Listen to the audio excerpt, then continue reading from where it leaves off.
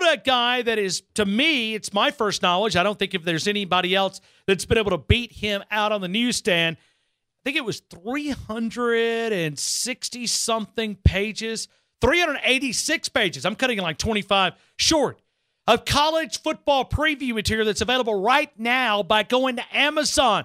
Joseph Lisi, welcome back to Tuscaloosa, Alabama. Hope you're doing well, Joseph. Doing well, Ryan. Love talking Alabama Crimson Tide football with you. Can't wait for week number 1 of the college football season. No doubt. But now, will you allow us to serve you a little bit of crow for last year? I mean, just a little bit, because I don't think you were very high on our Crimson Tide. No, I wasn't actually, and I'll be the first one to admit it. I did pick Alabama to go 9-3 last year. I did have them winning the SEC West. They did win the national championship in dramatic fashion. And credit Nick Saban and the crew. I mean, 6 national championships, 5 at Alabama. All they do is reload, baby, and he's done a fantastic job. And a lot of optimism for the 2018 season. So when we look at this upcoming season, well, I'll tell you what. Let's go back to last year. Why do you think you think it was some, because we watched a lot of coaches get fired in the SEC. Was Alabama that great, or was the SEC that bad? Well, I think, like I said before, all Nick Saban does is reload, and he coaches that talent up. It's second to none in college football. I mean, he's had that type of track record. But the SEC West overall, I mean, in my opinion, did take a step back. You're talking about an Alabama team, Ryan, over the last couple of years that's 17-1 against the SEC, and they've dominated the competition by 26.3 points per game. Last year, they were 8-1 in SEC play and won those games by 27.6 points per game. So, I mean, all they do is dominate the competition. But if you look at their body of work from the first half of the year, first 8 games of the year from an offensive perspective to the second half of the season, they were a much different team.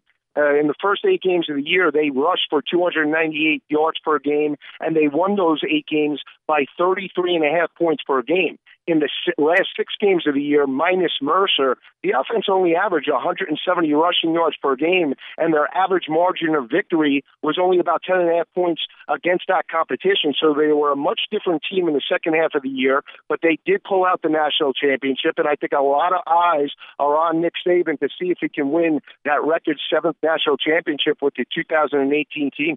All right, so before we get to 2018, I want to go back because – see, when you win a national title, it puts a Band-Aid over a lot of things that did not go maybe as planned. You know, I mean, you're not as critical of an offense, but you look at those offensive numbers, they were not good. Now, you had a great punter in J.K. Scott, you had a great defense, but when you look at efficiency, they didn't really get the job done against upper echelon teams. They took care of the mid-majors and the lesser teams.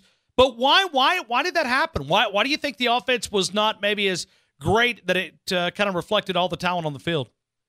Well, they did have a new offensive coordinator in Brian Dable that did come over from New England. And I've always said this, they have new offensive coordinator in Mike Loxley and co-defensive coordinators this year. I've always said that with the new coordinator, the coordinator has to understand how that talent responds in game situations. He has to call a game plan around that talent. And more importantly, the new coordinator, whether it be offense or defensive, might be more or less aggressive than his predecessor. And you look at Lane Kiffin, a fantastic 3-year career in Tuscaloosa. He allowed his players one-on-one opportunities in terms of game planning.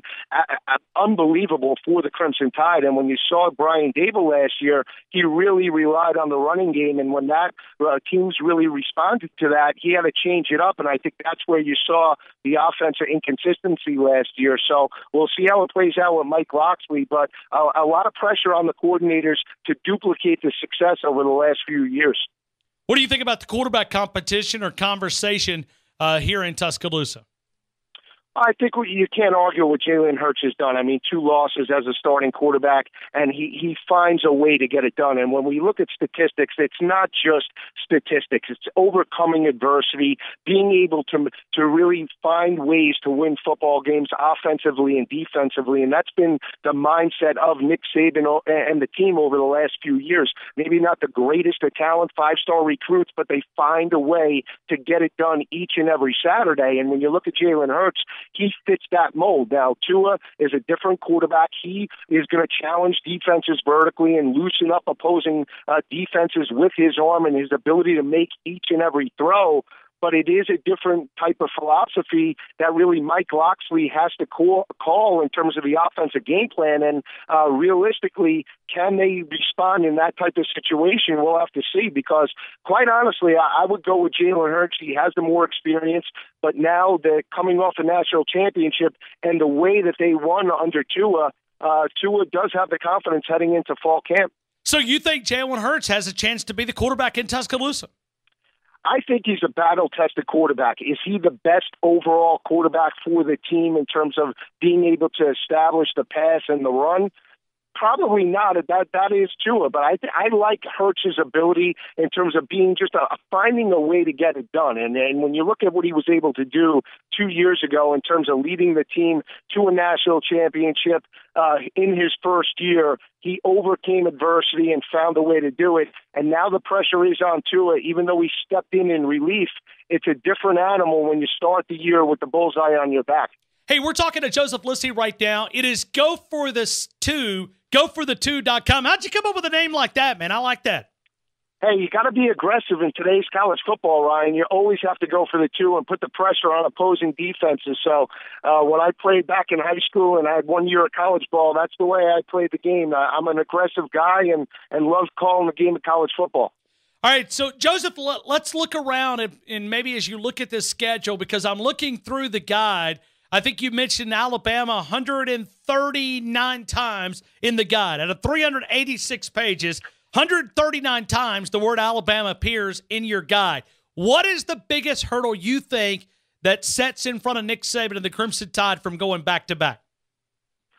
I think it could be the week one matchup just from an offensive perspective. And you look at Louisville, and they lose Lamar Jackson, and a lot of people think from an offensive perspective, Louisville is just going to come in and not challenge the Alabama defense vertically. And I think that's the one attribute for Louisville's offense that is the strength of their team in their week one matchup on a neutral field. You look at Louisville overall, they have three wide receivers in Jalen Smith, Seth Dawkins, that really can challenge that secondary. They have three guys that recorded 147 receptions, over 2,300 yards, and 20 receiving touchdowns last year. And their quarterback, Jawan Pass, is about 6'3", 225 pounds. He's a five-star recruit, and not a lot of game film on him. And when you're minus Tony Brown and minus Minkah Fitzpatrick in that secondary from a week one matchup with new coordinators offensively and defensively, with still a solid head coach in Bobby Petrino,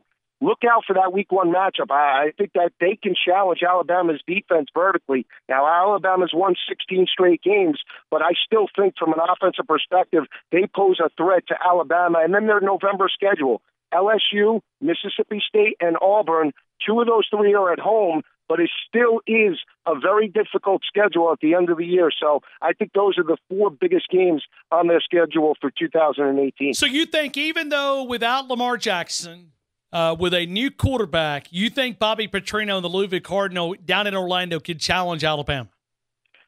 I think that they could challenge them in the sense of there's not a lot of game film on Jawan Pass. And the one thing that Bobby Petrino is in terms of his MO is his ability to coach up from an offensive scheme. We saw Jimbo Fisher and DeAndre Francois struggle against that defense week number one. I think Bobby Petrino is a better offensive coach than Jimbo Fisher is, and you're giving him 6 months to prepare for that matchup on a neutral field without Minkah Fitzpatrick, the leader of that secondary there. I think that could pose some problems for that defense in terms of schemes and schematics. Coverage is the first and most important thing that you're going to have to do in a week one matchup, especially with new defensive backs. And when you're not used to playing as a unit cohesively with a new defensive coordinator, co-defensive coordinators, I think that's where the issue lies in that week one matchup. What do you think about the Auburn Tigers going into the 2018 season? I'm not high on Auburn. Again, I know they overexceeded expectations in getting to the SEC championship last year, 10-4 overall, but they lose Kerryon Johnson and lose Cam Petway. Those are two huge pieces to that offense, because if Auburn can outrun sideline to sideline, they're not able to work off the play action with quarterback Jarrett Stidham. And I think their week one matchup against Washington poses a major problem for that Auburn defense. Honestly, I'm selling Auburn in 2018. I picked them right in the area of about 7-5 for the 2018 season. Whoa. Timeout. 7-5 for the Auburn Tigers. I mean, I know Gus just got a big contract, but I know what they're quick over there. 7-5. Wow, unbelievable. And see, I'm like you, because you look at their offensive line, it's totally rebuilt except one guy, one body. 4 out of the 5 are gone. Yeah. And I think when you look at a big play wide receiver, Ryan Davis is a solid complementary wide receiver. He's not an elite wide receiver. Again, I'm not sold on Jarrett Stidham as an elite quarterback as well. I know he played well in the system last year, but when you go back to that SEC championship game in Georgia, forced him to pass from behind without a running game, he was a very inconsistent quarterback. So I think that's the problem for Auburn's offense in week number 1. And again, I think Washington, again, poses a major problem for that Tigers defense in that matchup in Atlanta. Joseph, I don't know what you've got planned, man, but anyway, I can carry you 2 segments, because I got 100 questions, and I've only got like 3 or 4 minutes to do it. Anyway, I can carry you a double segment. Sure. Okay, so I want to continue, and let me ask you a few more questions about the SEC West. I mean, this is deep, and because I want to get to a conversation here. You've got LSU projected 8-4. Talk about what you see there in Baton Rouge and the Tigers. Yeah, again, a quarterback's going to be an issue for the LSU Tigers. Is it Miles Brennan? I think they go with Brennan overall. But the one concern I have about LSU, and I speak to a lot of people down there as well, is that, the 5-star recruits in terms of the wide receiver talent. They get Jonathan Giles, that is a Texas Tech transfer that moves on over. He's more of a slot wide receiver. I don't think he's the number one guy like a DJ Chark was last year, but that's going to be a cause of concern when you're starting the new season with a brand new quarterback and brand new wide receivers that haven't played well. You look at that offense last year, Darrell Williams, the running back, was second on the team in receptions. He's gone. They don't have a bruising ground and pound type of running back entering 2018. I think that's going to put a lot of pressure on the new offensive coordinator, Eslinger, to really duplicate some sort of success that Matt Canada had last year. And I think LSU is at 8-4 overall. I think their year hinges on that game in Baton Rouge against Alabama in November. Mississippi State, you've got them projected 9-3. Talk about the Dogs of Stark Vegas. Yeah, the one thing that I think Joe Moorhead does better than any coach that I've seen overall is, again, he's like a Lane Kiffin. He creates one-on-one matchups. His ability to overcome adversity and change his game plan up in the middle and make halftime adjustments is really where Mississippi State will benefit. A lot is due on the health of Nick Fitzgerald. But again, I like Joe Moorhead in terms of his offensive game plan, ability to coach up that talent to another level. I think fans are going to be surprised. I think he could possibly be, from an offensive perspective, a step up over Dan Mullen. And that's why I look at Mississippi State as being the second best team within the SEC West this year. So let's stop right there. You've got Auburn at 7-5. You got Texas A&M 6-6. Man, paying them what Jimbo Fisher's making. I mean, what will Aggie fans think about that?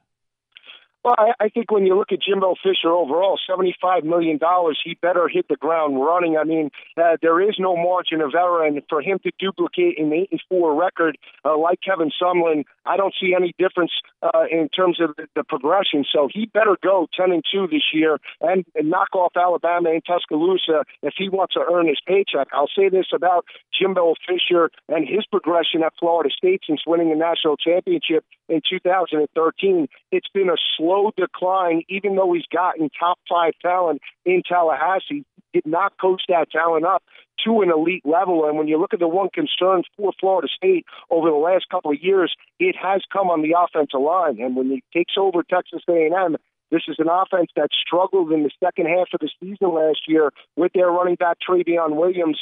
So that's going to be a concern heading into SEC play, and more importantly, their Week 3 matchup against a solid defensive front in the Clemson Tigers. Joseph, take a second here and talk about your God and invite people to go and connect with you on the Twitter account, on the website, and then we'll continue the conversation on the other side of the break. Talk about how folks can get this 386-page preview of college football 2018 season. Yeah, they can go to Amazon and type in Go for the Two, the number 2, Power 5 college football preview. It breaks down every Power 5 team statistically, strengths and weaknesses from the previous year. It's got stats that, unlike any other preview, including Phil Steele, I break it down for you, strength of schedule, and they can hit me up on Twitter. I'll answer any question regarding college football at Go for the Two. That's the number 2. Let's go to the ACC. Is Clemson going to be there again?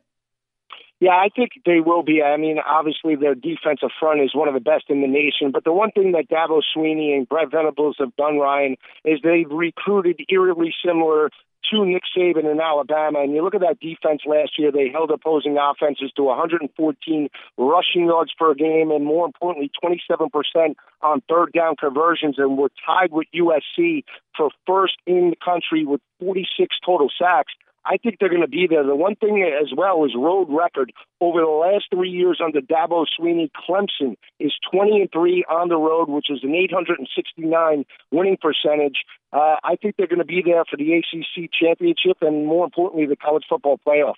All right, let's go to the Big 12. Is anybody there that can make a run at the college football playoffs?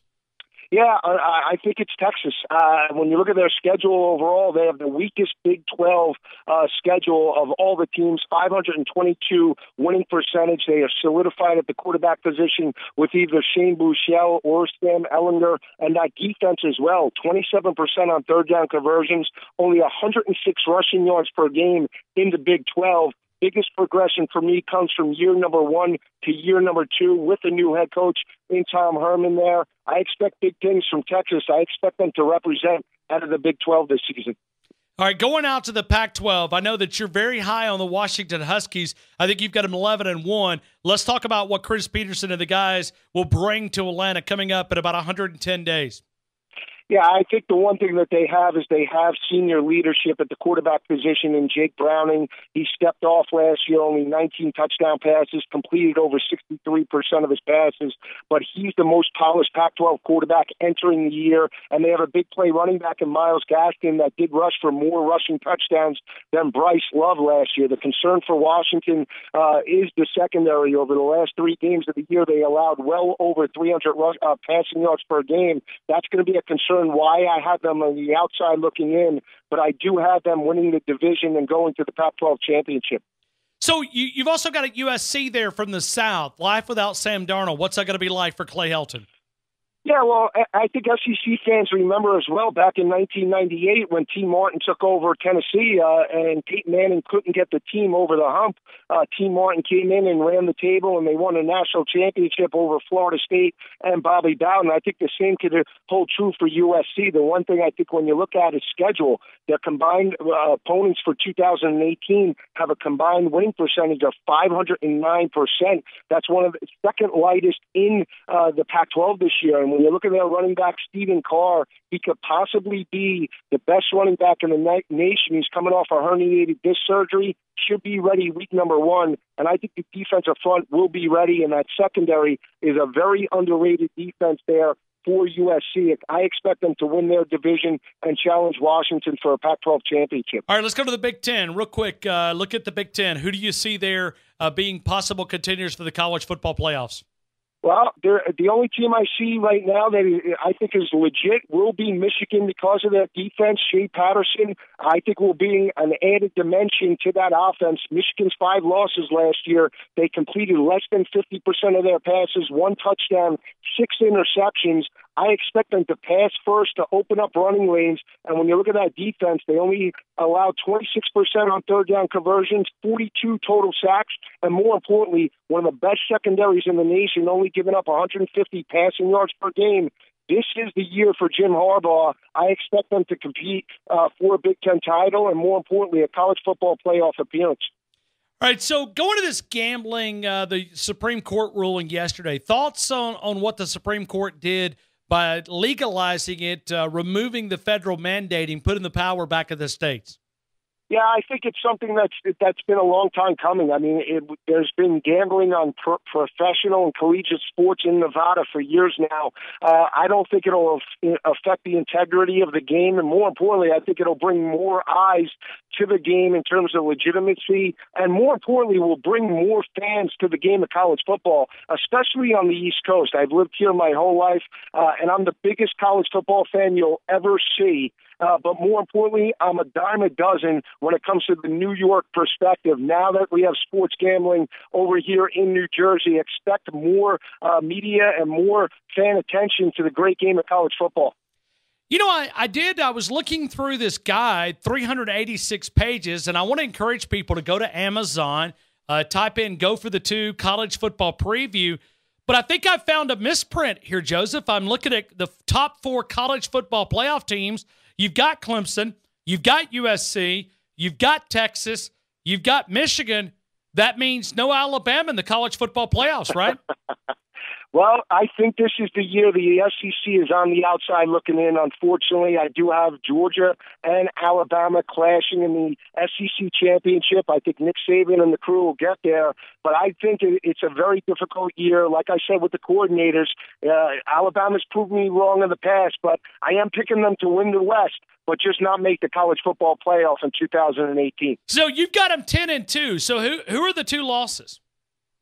I think, honestly, I really think that week 1 matchup, don't be shocked. I know they're 29-point favorites against LSU. That poses a problem, but I think LSU and Mississippi State or Auburn, and one of those or 2 of those teams really pose a biggest threat for Alabama. But again, do not count out Louisville. I think they challenge. We've seen Alabama dominate 16 straight times. Last loss, week 1, came in 2001 to UCLA. But this game, with a new quarterback, with no game film, that could pose a big problem to that defense week number 1. All right, so if Alabama, you got to remember, I mean, this fan base here is national champ or bust, okay? And you're telling them that they're not going to be in the college football playoffs. So in your opinion, what goes wrong for the Crimson Tide? Any other team? Listen, they would make T-shirts about 10 wins, okay? Not in Tuscaloosa. I mean, we'll throw Nick Saban out on the street, okay? I'm just kidding. I'm pulling your leg on that part. But if they don't make the college football playoffs, what went wrong? I mean, what are we going to be looking back going, man, how did they get beat? What went wrong?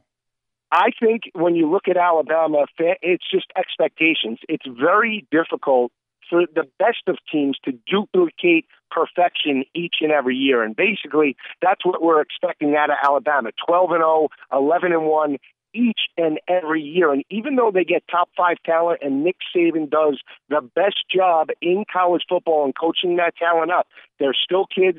There's a lot of moving parts, and expecting perfection each and every year is just unrealistic. I mean, I'll say it again. He's the best coach in college football. He's dominated the competition, but there is every other year, there is one thing that could happen that could possibly slip up. And look at that game in the Iron Bowl last year on the Plains at Auburn. They lost 26-14. I don't think a lot of Alabama fans would have seen that coming week number 12 of the college football season. Joseph, do you like barbecue? Love it. Okay. Do you like ribs or do you like just pulled pork?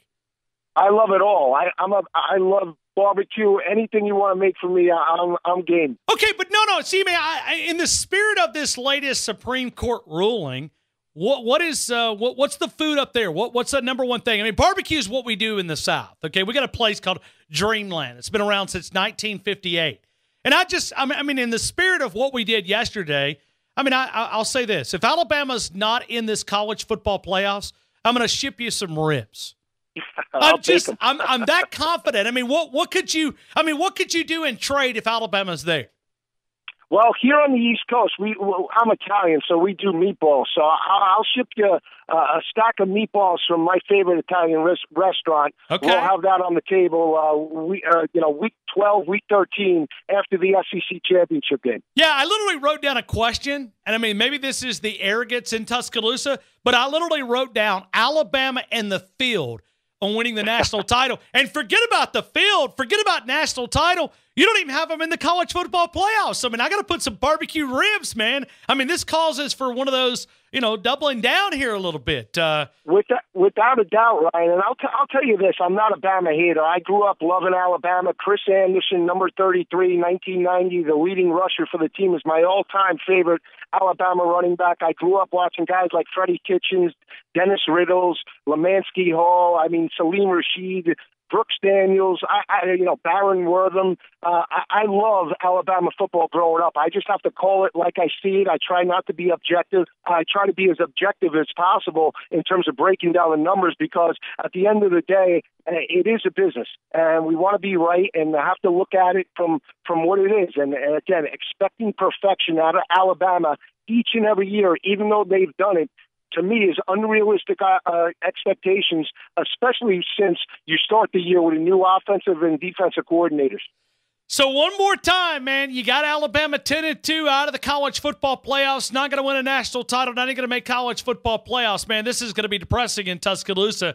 We hit the button last year when losing the championship game to Clemson. I thought I was hosting a funeral here in T-Town. So man, I don't know, man. I better get hire a therapist or something. I don't know, to do radio. But hey, man, you're a part of Yahoo Sports. You do radio. You do this college football preview. If there's one thing that I could say about it, I've only had a chance to really scan through it, but 386 pages. It's comprehensive, my friend. Great job on the preview.